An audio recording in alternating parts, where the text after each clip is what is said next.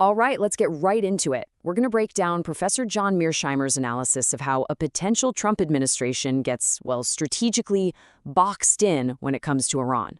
This is a really fascinating look at the cold, hard realities of foreign policy, where the choices are rarely between good and bad, but almost always between bad and worse. So, a war of attrition, one side collapses. To really wrap your head around the Iran dilemma, you first have to get inside Mearsheimer's realist worldview. He often points to the war in Ukraine as a perfect example of this. Leaders aren't looking for some perfect, happy outcome. Nope, they are forced to pick the least bad deal they can get. And that exact mindset is absolutely key to understanding the US-Iran puzzle. Okay, so here's where it gets really interesting.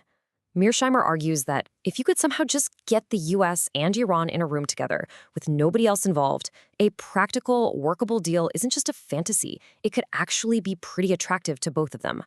And this right here is the foundation for his whole argument. He starts from the position that, at the end of the day, Iran is not a direct existential threat to the United States. So, in theory, that should make negotiations pretty straightforward, right? So, what would that deal actually look like? Well, Mearsheimer lays out a pretty clear picture. It's the kind of thing a dealmaker like Trump could sell as a huge win. We're talking about a new version of the nuclear accord, the US finally accepting that, yeah, some limited Iranian enrichment is going to happen, and then you throw in some economic incentives to sweeten the pot for everybody. It all sounds pretty logical, doesn't it? But, and this is a huge but, this is where the single part ends. Because it's not just a two-player game. A third player walks into the room, Israel, and suddenly the walls of that strategic box start closing in fast. And this right here just lays out the central conflict perfectly. On one side, you have a compromise, a plausible deal. On the other side, you have Israel's non-negotiable demands.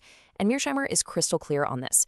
Iran will never accept these terms. Zero enrichment, dismantling their entire missile program, cutting off all support for groups like Hezbollah. It's a total non-starter. The two sides are playing completely different games.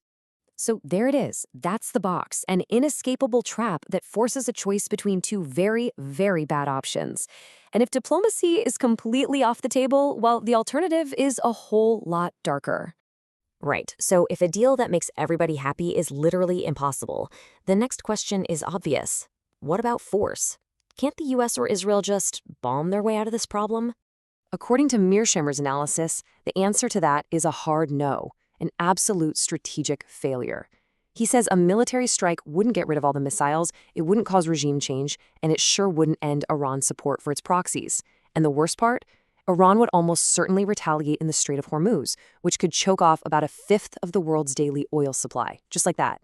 Which, brings us to the most baffling part of this whole thing.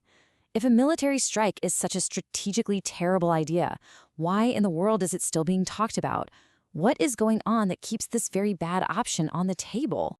Mearsheimer's answer is, well, it's about as blunt as it gets. He argues it all comes down to the unique, incredibly powerful, and, as he says, unparalleled relationship between the United States and Israel. That relationship, he argues, is what locks American policy onto this path no matter how much strategic sense it makes, or doesn't make. Now, as if this wasn't messy enough, this whole dilemma isn't happening in a bubble. Other huge global powers are watching very closely, and they're becoming major players here, which just adds another thick layer of complexity to this already tangled mess. And Mearsheimer paints a very, very clear picture here. Almost everybody wants to avoid this war. The other Middle Eastern countries, global powers like China and Russia. He even argues that Trump himself really wants to avoid it. The one glaring exception, the one power he says is actively pushing for a conflict, is Israel. And as you'd expect, while the West puts the squeeze on Iran, who are they turning to? China and Russia. He says they're building much deeper ties, giving Iran the economic lifelines and strategic support it desperately needs. This has gone way beyond just a regional conflict. And if you want to understand China's stake in all this, you just need to look at this one number, 1.4 million. That's how many barrels of oil China buys from Iran every single day. As Mearsheimer points out, China has a massive economic incentive to make sure Iran doesn't collapse and the region stays as stable as possible. So, let's put it all together. You've got an impossible diplomatic situation, a military option that's a strategic nightmare, and you have other global superpowers getting more and more involved for their own reasons. All of this funnels down to one final, deeply unsettling question. And so we end on Mearsheimer's own lingering question, aimed directly at Israeli Prime Minister Benjamin Netanyahu. It just kind of hangs there, doesn't it? It's the ultimate cliffhanger.